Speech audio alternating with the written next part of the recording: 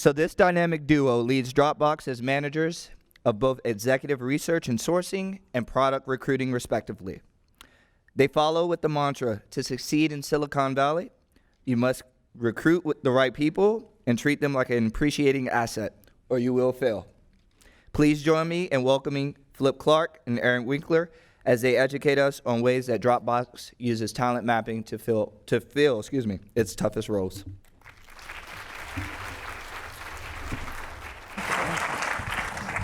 Hi, Talent Connect. How are you doing? Enjoying yourselves yet? Yes. Good. Fantastic. Well, I'm Erin Winkler, and I lead, as he said, research and sourcing for executive recruiting. And I am Phillip Clark. I lead product recruiting at Dropbox. So we wanted to start with a little bit of an agenda of what we're going to talk through today. First up, we'll attempt to define what talent mapping really is. Is it just a buzzy word when speaking about data-driven recruiting? And after that, we'll prime you for how to think about talent mapping. At Dropbox, we try to think of it as social science, and for those of you who may have gotten a degree in social science that you thought you would never use, myself included, we're going to show you that you're actually using it just by being in the people and recruiting space.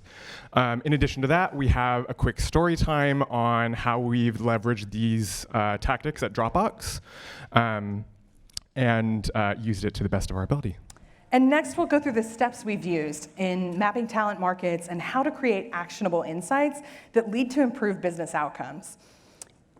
And finally, how talent mapping can influence overall people strategy beyond recruiting within an organization.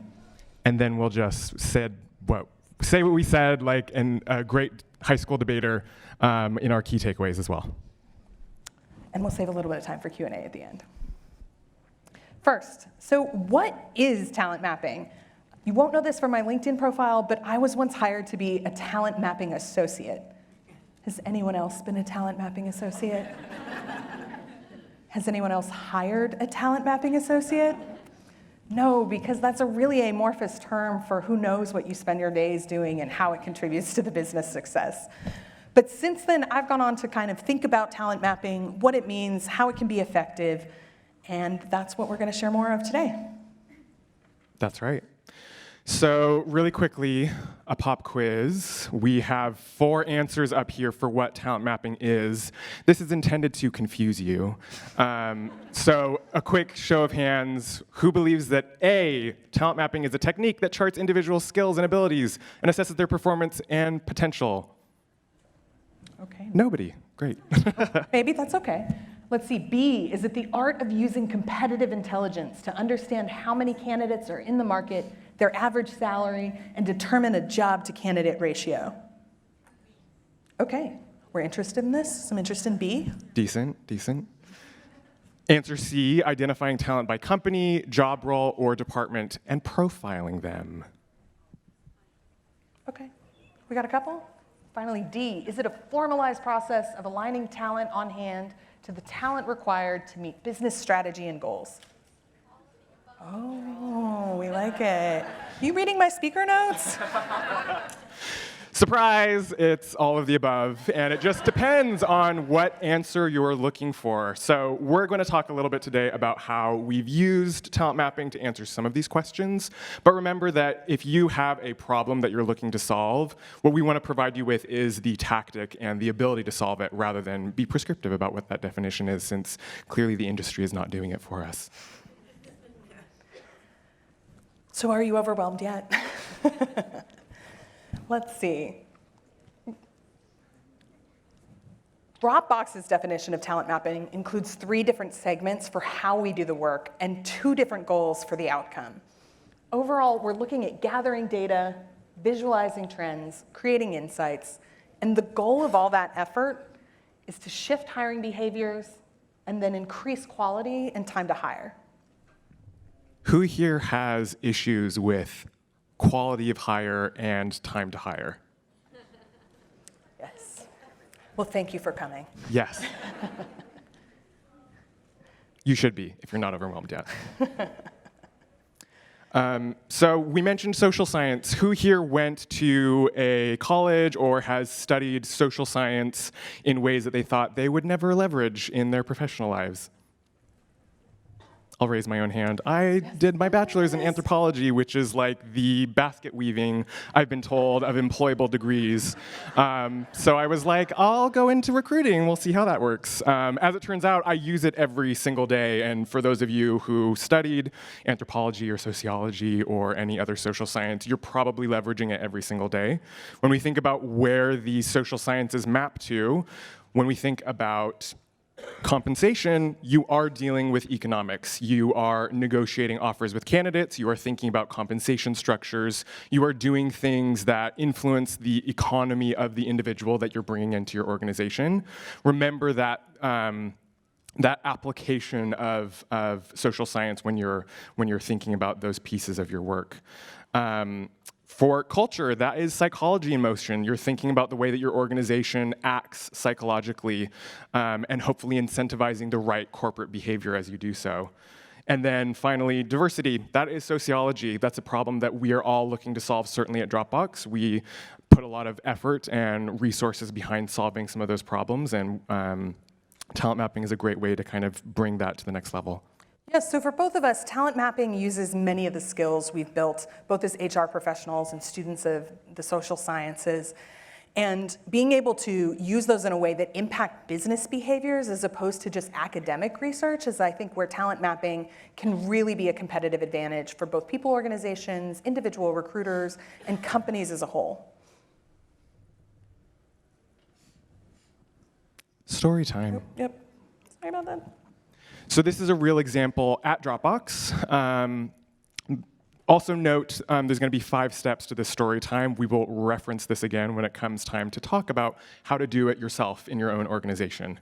So the first piece of this story is that we have a problem statement. 3 roles open on our total rewards team earlier this year that were difficult to fill for a few reasons. I'll get to that in just a minute.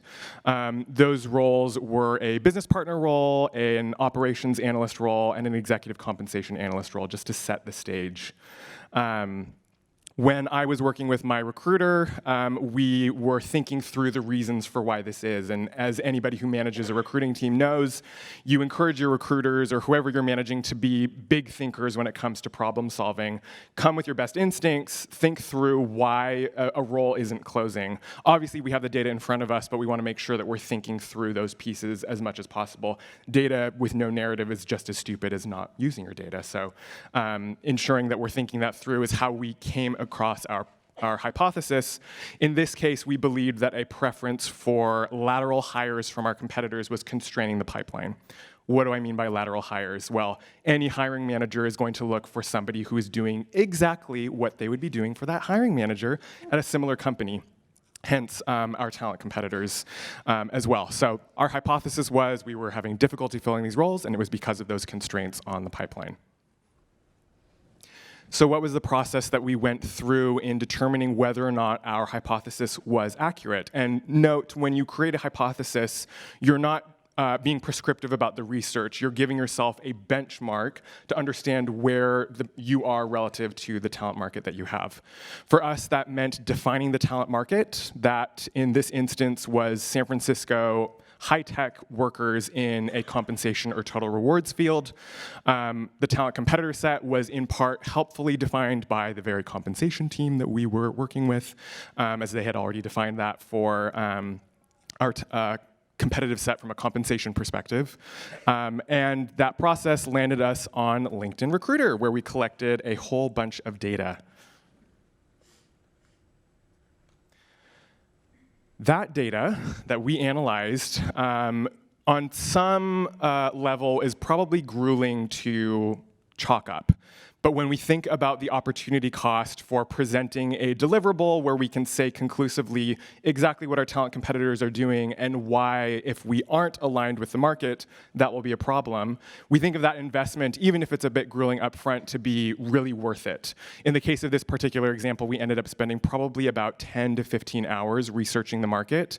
But as I'll get to in just a moment, that saved us a whole ton of time when it came to the end result. we combed through LinkedIn and we found all sorts of incredible insights. We put all of these profiles, about 200 profiles, into a Google spreadsheet, and we started taking down notes on the individual characteristics from the profile. What company they were working at prior to working at one of our talent competitors. In other words, are our talent competitors hiring from the same competitive set that we consider ourselves to be competing with, or are they hiring elsewhere in the market? Other industries, other locations or geographies, etc. What we found when we started mapping all of this data out and capturing it was, 93.2% of the talent in the competitive set came from outside of that competitive set. In other words, our talent competitors are not hiring from each other. So that immediately gave us the ammunition to go back to our hiring teams and say, you want to hire from a talent competitor? That's very rare. There were actually a couple instances that we found where ex-Facebook and ex-Salesforce talent landed at Airbnb and LinkedIn, respectively. But that was only because a couple leaders left those organizations and brought their people with them, which we were also able to prove with data. We also found that our talent competitors don't make lateral hires. So on an individual role basis, we were able to find that business partners 0% of the time came from a prior business partner background. They came from other analyst backgrounds, more tenured, specialized roles in other industries. For the operations analyst role, we found that only over 75% of those ops analysts came with non-compensation experience. They were hired from finance backgrounds in financial services or other areas, respectively. And then we also found other data for our executive compensation analyst, which was very interesting. One, that the executive compensation analysts at all of our talent competitors did not have executive compensation experience prior to taking those roles. And also that at the manager level, every single executive compensation manager was promoted into that role, which to us painted a picture that there was a really high opportunity cost for asking an IC, individual contributor, to come and take a lateral move to join Dropbox. We also found a whole bunch of other data, and I won't bore you with all of those details, but you start to get the picture. We were able to prove by the numbers, by the data, looking at our talent market, that the way that we were thinking about these roles was not going to net us a hire very easily. And that gives us the ability to tell the hiring team, hey, this is what's out in the market. We have levers to start pulling when it comes to geography, when it comes to background. We can start pulling these levers if you want to make a hire faster. Aligning us with the market is the only thing that's going to do that. If all of these levers are rigid, we can keep those levers up. We can look for these candidates exactly the way that you want to find them, but then that's probably going to take more time. And so maybe cut us a little slack. Just so everyone knows, how long had those roles been open? One of them was open for almost a year. The others were open for certain periods of time, and I'm getting hives just thinking about it, so I won't dwell on that too much. But they were open for a long period of time, so we were able to say conclusively, this is probably why. And how many members of your team and how much time did it take to get to that result? Myself and a recruiter I managed spent about 10 to 15 hours on research, and the next piece here, which is the results, we filled all 3 roles within 1 month of delivering that data point to our hiring teams, which was really exciting. Ew. That deserves some applause. Come on, yeah. So the hiring team, the hiring manager, they were like, oh, that is not at all what we thought we were doing here. And as most hiring managers will do in the face of data of this nature, they were like, let's definitely change. We were able to provide great results within 1 month, which was awesome. Oh, fantastic. So now, you've already heard a little bit, but why is talent mapping valuable? It's valuable because it impacts the bottom line. We've seen HR studies on the effect of revenue lost per open job or the burnout effect of employees who do extra work to cover a hole in an organization till a role is filled. And thinking of that, the opportunity cost of a vacant seat is very high. Being able to quantify that, or at least allude to it for how long the role has been open, how many missed quarters, how this might be impacting business outcomes that are the objectives of our hiring managers, is really important to put in context to shift their hiring behaviors. And that's our goal here, that beyond just an individual hire, that this can make us more competitive strategically when hiring. If we're able to adjust some of our assumptions about where we should be looking for talent, the kind of talent that's expected from our organization to be more competitive, to be more effective, and to have a net positive on the bottom line. That's exactly right. When we think about the data that's available on LinkedIn, it's also not just data that informs recruiting. We also have all sorts of other organizational data that will suggest attrition targets, for instance. One of the data points that we captured for the example that I just used was how long these individuals were staying at our talent competitors. We were able to say conclusively that the average compensation or total rewards professional at our talent competitors by role was somewhere around 3.5 years. So when it comes to thinking about how long you keep people in your organization, we're like, what should we be aiming for? How should we be thinking about keeping our people, and what kinds of factors would influence that? Getting something like an attrition target with specificity on a per role, per team, or per organization basis gives us the springboard to be able to think bigger, and that's just the tip of the iceberg. So I like to think about the total reward scenario as kind of the thesis or your capstone project, if we go back to the academic metaphor. You can use talent mapping in more lightweight ways, depending on what challenge you're trying to solve in hiring, what people implications you're looking at, and what are the available resources you have. So the next portion of the speech, we're going to talk a little bit about how to actually map a talent market. And that starts with the 4 pieces that we walked through in Flip's example. The first one is the problem. So scoping out the problem you're actually trying to solve is incredibly important. You need to know what the problem is, how it can be addressed by talent mapping. Usually isn't that hard to identify. In fact, these could be the problem children organization that you maybe already know. Does anyone have maybe a challenge in hiring already identified? Okay. We say that with love. Yes. Well, whether it's a specific role or a specific organization or a challenge that has been plaguing you for a long time, talent mapping can be a way to break through kind of the indecision and the inertia in hiring.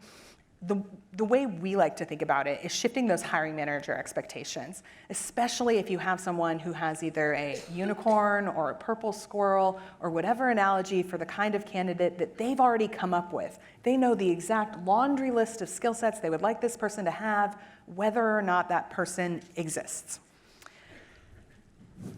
That's right. Yeah. So these are just a couple of examples of problem statements that we've attempted to solve in various teams and organizations at Dropbox. Roles that can be open indefinitely. For me, anything that's open longer than 90 days, I'm like, why? What's going on? And we can kind of think of these problems very tactically and reactively, and I think that's probably, I'll speak for myself, that's the first place that I go to, is what's happening here and talking to the right people. But the data always will show us some clues for why that particular dynamic is happening. Lack of diversity in a pipeline, for instance. What is the diversity that's present in our talent pool? If we begin to map a market based off of available diverse talent, we could have a data point that says, hey, we shouldn't be hiring in tech. We should be hiring in financial services or CPG. And then hiring for large volumes of roles. There could be roles that are often recurring in your organization. Those are probably the ones that will benefit from these kinds of exercises the most, where you have the highest volume of data and also a bigger problem to solve where your return on investment is going to be higher. So as we walk through the next few steps on how to map a talent market, I'd encourage you to think about one of those areas that you currently have and then see if we can play out how talent mapping might be effective in dealing with that hiring challenge, which is to come up with a hypothesis and why is your problem happening? I think as HR professionals, and especially as recruiting professionals, we have instincts around maybe why a role is going to be challenging to hire for, why it may take longer than expected, or why a hiring manager's expectations aren't aligned with the market. But without that bridge of data and strategy to convince them that they may need to make either a trade-off or look in a different sector, they may be unwilling until you show them more. So you spend wasted cycles trying to develop candidates that may not exist. Having a hypothesis before doing a talent mapping project can really direct you in answering the question that may be most effective in shifting kind of decision leaders' mindsets around how to hire. That's right. And again, put that social scientist cap on. When you generate your hypothesis, you're not being prescriptive in directing the research. It is a benchmark for whether or not your strategy or what have you is aligned to market. So an example of hypotheses that you could leverage: time to hire for a specific role is high because the experience is not found in market. That could be that hiring managers are like, I'm hiring, let's say, I'm just making this up, an office manager, and I also want them to recruit or do HR and have deep knowledge about legal issues in California and Texas and New York. Maybe that exists, maybe it doesn't. And you don't want to have the role open for a year before you decide to start figuring that one out. Again, for other pieces here, the last one, applicant pool does not yield multiple hires, needs passive sourcing. There's other more qualitative aspects of your process that can be teased out with that data approach. Perfect. Next, we'll move on to process. How are you actually going to map a talent market? Start by defining your market. I've heard, I think at every company I've worked with, which is only tech, so sorry if I'm pandering to the tech crowd here, but I think every single company I've worked at least one hiring manager has said, let's hire that person from Google or Apple. There's like that cluster of companies where whatever industry you're working in, if it's financial services, maybe it's like the Merrill Lynch's or the Goldman Sachs. If you're working in CPG, maybe it's Hasbro, or there's a short list of companies in every single industry that you work in. Every hiring manager is like, let's go get somebody from there. They may not be a talent competitor. And that is sometimes a difficult message to be delivering to a hiring manager, like, hey, that's actually not the same ballpark that we play in. And that's not a problem, that's no bad thing, but you want to be clear-eyed about what your addressable market is. The way that we define it at Dropbox is any company that we lose or win talent from. So if we extend an offer and they had other competing offers and we won that candidate, those other competing offer companies are by very definition our talent competitors. Over time, trends begin to emerge, and you're able to start making a specific data-driven kind of narrative over what companies you're actually competing against. And what to map. Depending on the role, this can get kind of muddy. There can be hybrid roles where it's really important for the organization that somebody, let's say in a product space, has disciplined background in the product they could be creating. Let's say you're a product manager at a financial services company and they want that individual to have finance background savvy. Again, I'm just making this up for demonstrative purposes, but you see where I'm going. Understanding how to parse apart the talent market is really important because whether or not you get that definition right will impact the way that the data shows up in front of you. So do be very thoughtful about the ways that you're kind of constructing those pieces as well. So one way is to think about your competitors. That might be how to break the cycle of we only can hire from these 10 companies. Another way might be to map places outside of where the targets have traditionally been to show a sampling of what talent might look like and what opportunities there might be. Maybe you're making a trade-off in total years of experience, but you're going to find that people within those companies have more experience in the field you're looking for. Maybe they have certifications. Is there a different kind of hiring style that could benefit your organization if you just go look at what else is out there? And in continuing with thinking about how this can work in different organizations, it can be as lightweight or as robust as you have the resources or needs for. So mapping all of your talent competitors for an entire organization might be a quarter-long project. We've had some of those. They're in depth. The insights are fantastic, but that takes a lot of commitment from individual team members over other parts of their jobs. One lighter weight strategy that we've started using at Dropbox is actually through one of LinkedIn's newer products, LinkedIn Talent Insights. When I do a LinkedIn recruiter search, if I have a specific title, a specific location, and maybe a specific keyword, it will come up with the number of people who exist in that specific geography. But sometimes you want more than just that behind, okay, now I have 150 profiles I can go through, and yeah, if I had the time, I could copy them into an Excel spreadsheet and analyze how many years, where they come from. Maybe you don't have time for that, and this is a problem you want to solve faster before the work gets in. LinkedIn Talent Insights is really great for that because they pull some of the analytics for you into a really lovely digestible report that you can then send to a hiring manager and say, if you're looking for a director of SEC reporting in the Bay Area who works in the internet industry, there are 47. We can reach out to all 47, but that's it. We may want to think about, pulling one of those levers, as Flip said, and being able to run those analyses quickly is something we found to be an advantage that gets us there faster with a little bit less work. That's right. And when it comes to teasing out trends as well, teasing out trends not just for what's wrong with the way that you're approaching the talent market, if indeed you've observed a problem, but also gives you great ideas over where to look next. If your talent competitors are already displaying a strategy based off of who they've hired, that gives you the next kind of tidbit or clue as to where you should pivot if your current strategy is not the right one. Yes. And then finally, analyze. So this is the fun part. If you're the kind of recruiter who, I don't know, like has an interest in spreadsheets or like thinking about numbers and all that fun stuff, what's great is that modern technology actually makes a lot of that easier for all of us. But you do want to get to the point when you're doing, I guess, some of the more intensive work where you can create trends, themes, statistics, and be able to show numbers. I think that's probably the most impactful, at least that I've seen at Dropbox.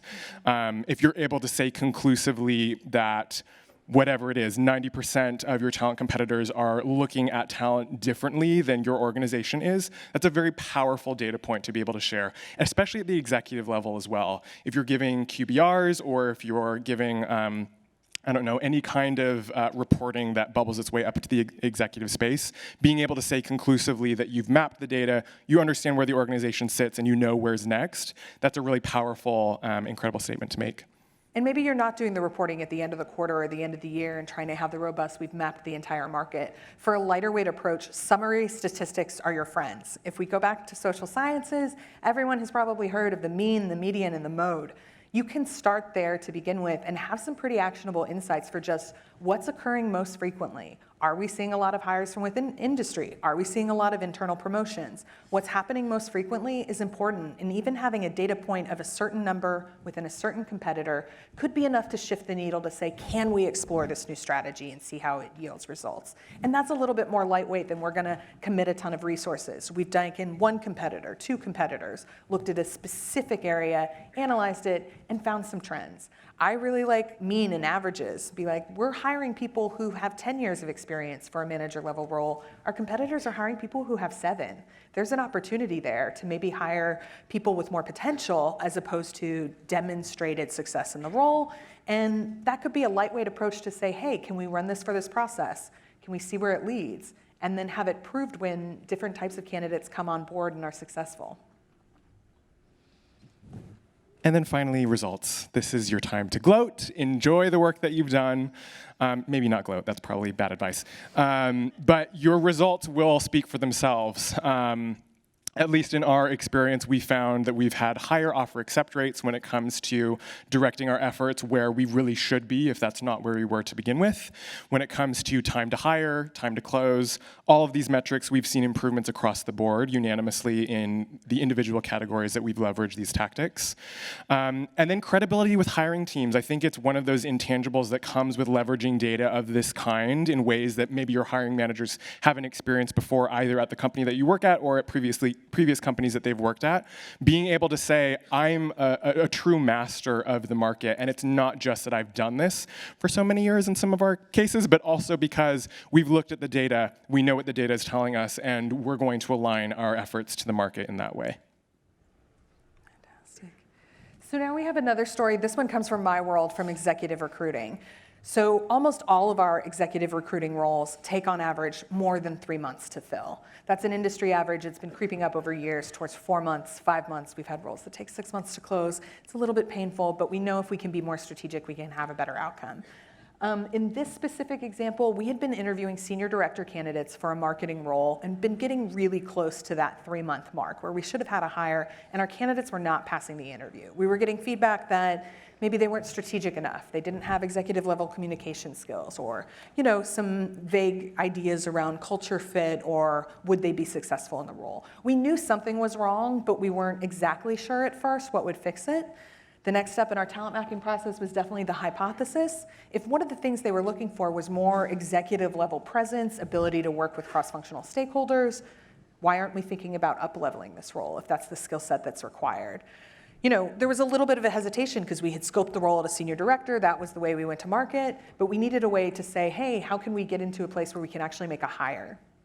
So the work we did was to target 15 talent competitors to say we can't do this for everyone, but at this level we can definitely go out and find how competitors are doing this, because we know companies that we're interested in who are doing this skill set well. Who should we be looking at there? So with those 15 competitors, we found, regardless of level executive, we went from director all the way up to VP, SVP, and then just looked at the profiles we were looking at and reviewed them with our hiring manager. And finally, we were analyzing the previous company and role, the total years of marketing experience. And what we found was when that years of marketing experience went up and total years of experience went up, of course this is strongly correlated to level. People tend to become more senior over the life of their careers.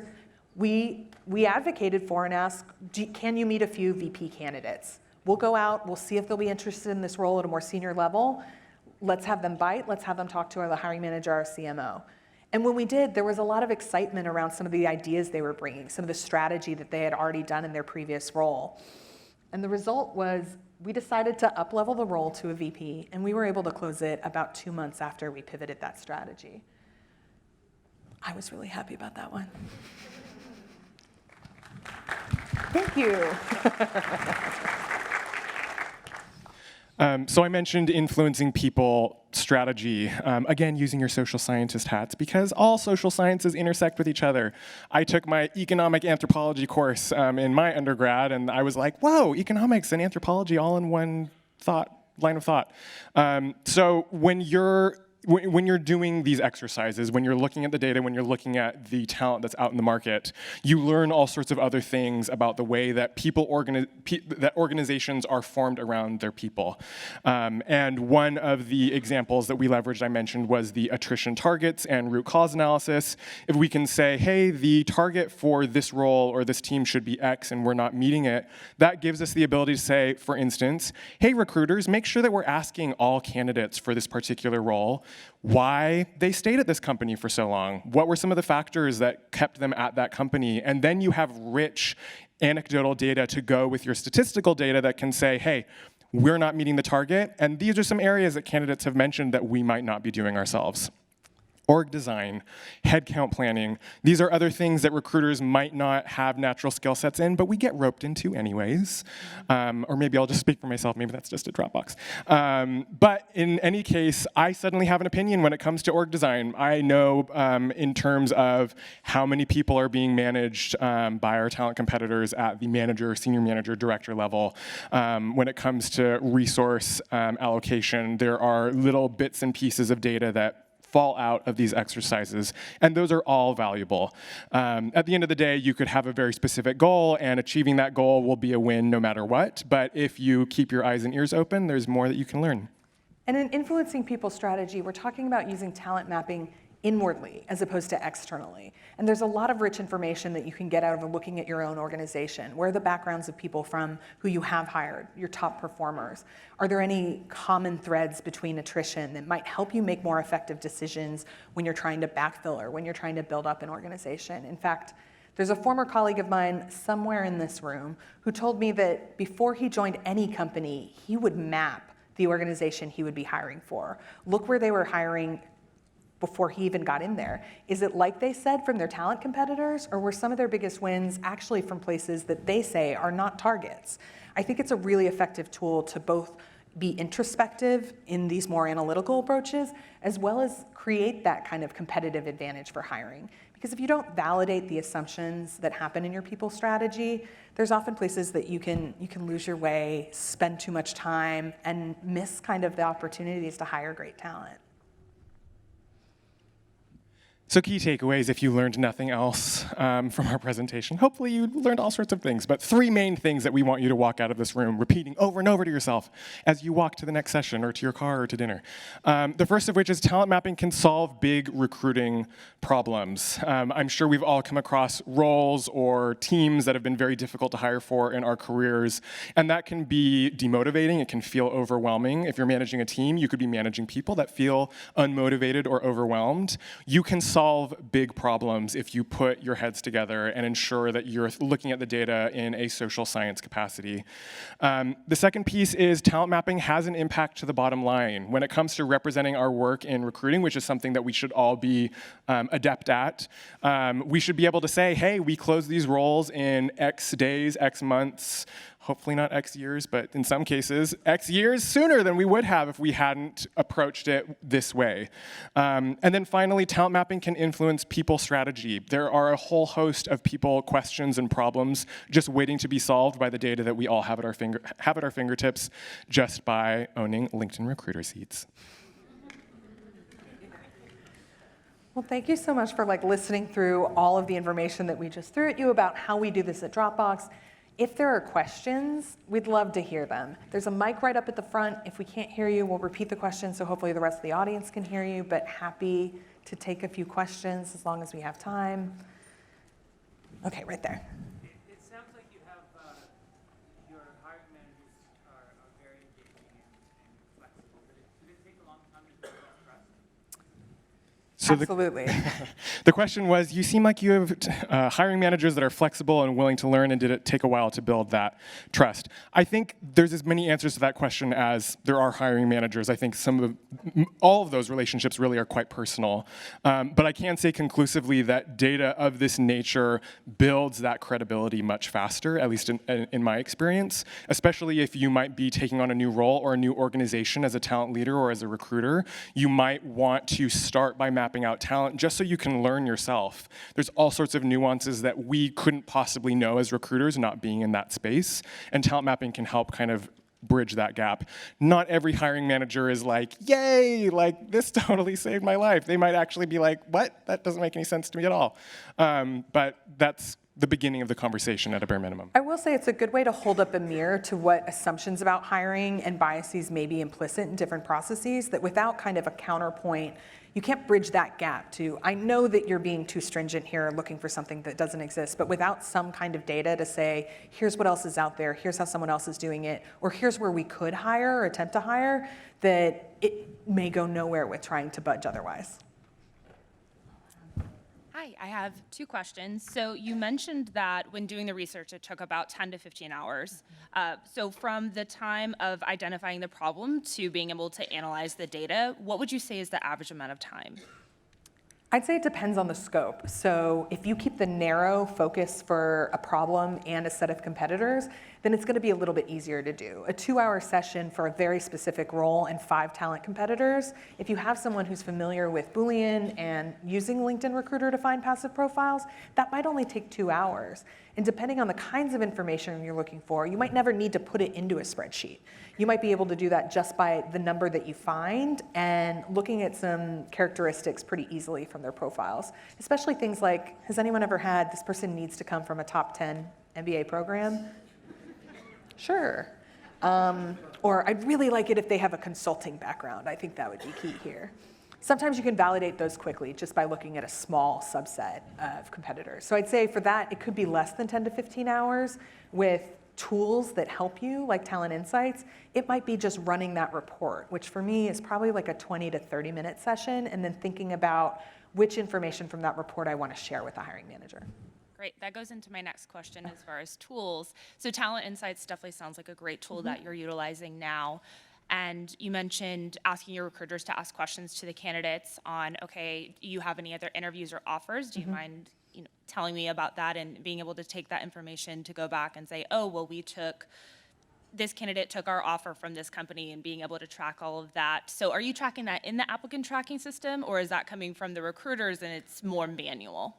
If there's anything, and there might be people that are like better with like compliance answers than me, but when it comes to if you're asking the same question on a routine basis, in my opinion, that should probably be in the applicant tracking system. But I'm thinking of Greenhouse, which is the one that we use at Dropbox.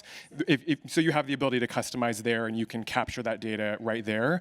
If you feel like, for your purposes, from a research perspective, that it's better to keep that in a spreadsheet or what have you, like do whatever feels right, assuming you're abiding by like international data laws and not breaking the law in general. It's more of just with a team of 9 and having them have 15 to 20 recs of the manual work of putting all the information.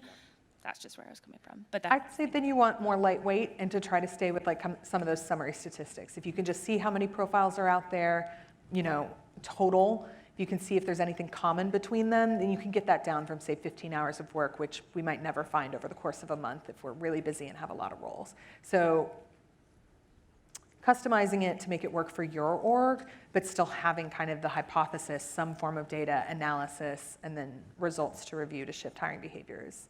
Our main goal. Thank you. Hi. So I'm short.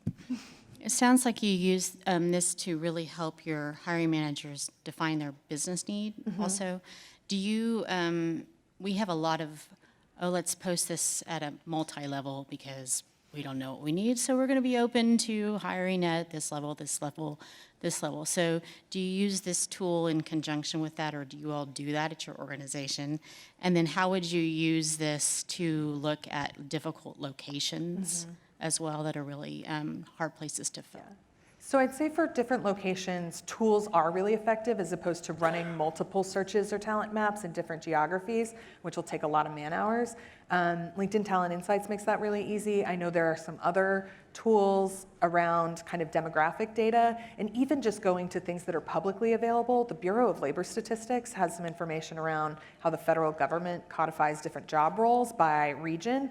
If you find someone who doesn't mind hunting through a little bit of federal websites, you can get some decent information there without having to do the legwork yourself.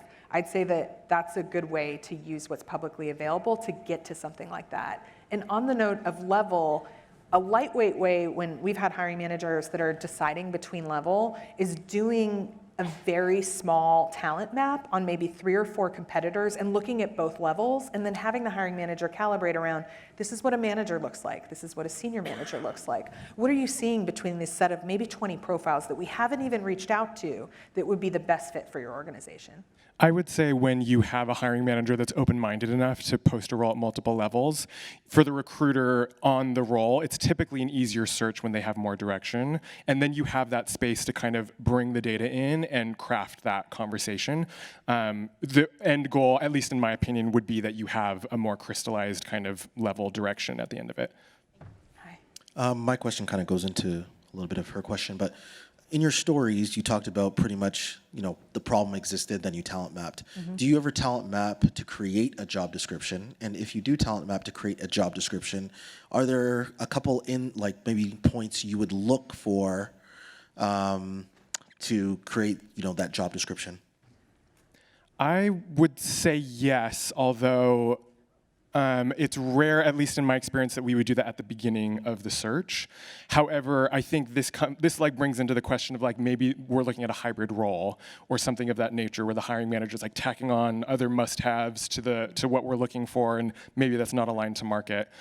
You can talent map based off of job descriptions as well. If you're going to look through those, I would still keep the same rigor when it comes to defining your talent competitive set, what those companies are doing, how they're advertising or referring to these roles.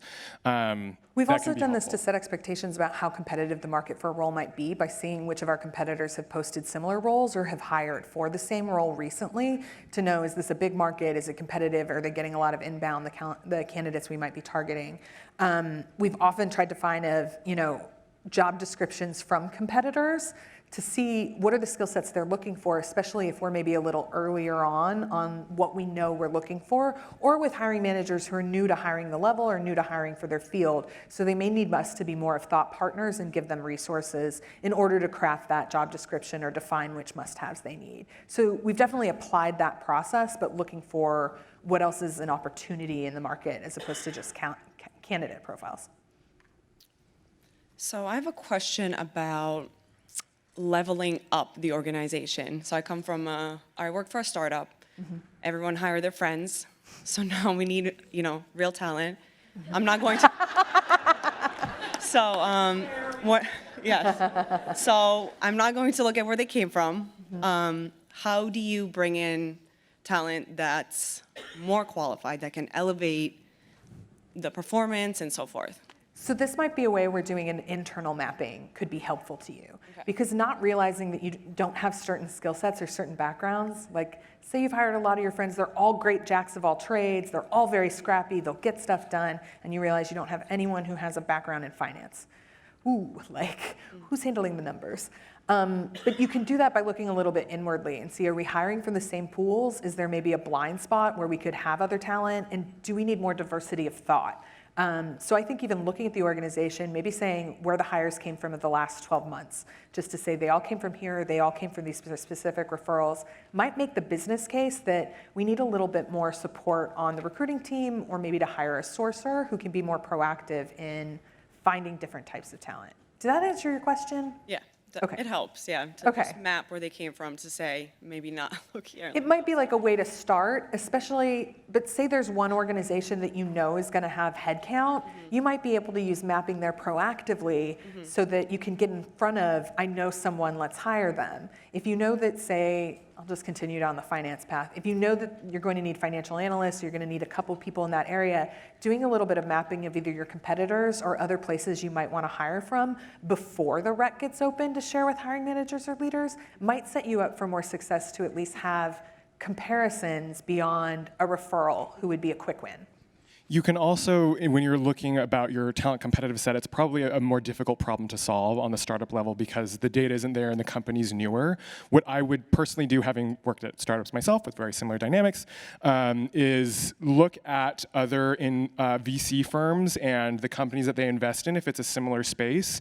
Go look through their talent on LinkedIn. When did they bring the finance professional in? Was it Series B? Was it Series C? That can give you another data point of saying, hey, we're getting close to the point when our talent competitive set has started thinking about these things. Let's start being proactive for that particular search. And that's how talent mapping can influence people's strategy.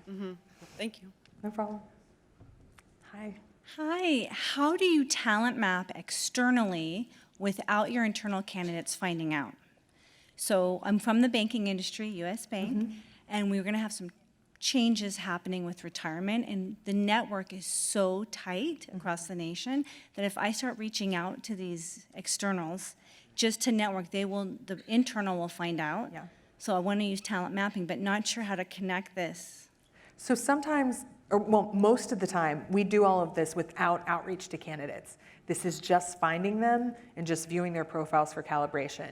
And then maybe stack ranking the highest priority that we want to reach out to, but there would be no engagement with them at some levels. It would be just to see what's available. So in that case, there's no risk of, say, an incumbent or an internal applicant knowing that you're looking further, but you'd be able to get the same information. Okay. Does that sound good? It does, it's good. Okay. Hi. Hi, maybe a related question to some of the earlier ones, but I'm interested particularly as it concerns the executive level in a hypergrowth organization when I'm kind of the only one doing this. I'm wondering, how do you create long-term value from these exercises that are really resource intense when you only have a really small, lean team doing it, and there's no evergreen recs? I've not filled the same role twice, and hopefully if, we do our jobs well, these folks are in their jobs for many, many years. So you're seeing these very, very specific high-level roles one time. What do you kind of extract as good opportunities to create long-term value from these data sets? Sure. So that is my world, and Dropbox is still at the point where most of the executive recs we have are custom. It's not evergreen. We don't just have an open pipeline. I'd say that the part on defining is where you can leverage it for economies of scale. So say you define your small competitors who do exactly what you do, who sell into the same market, structured like you, similar scale. You can have those in a category. Then you can build out kind of the next level of categories that could be used regardless of the executive search. And when I came up through an executive search firm kind of doing this as the professional service to companies like Dropbox, you too? Yep.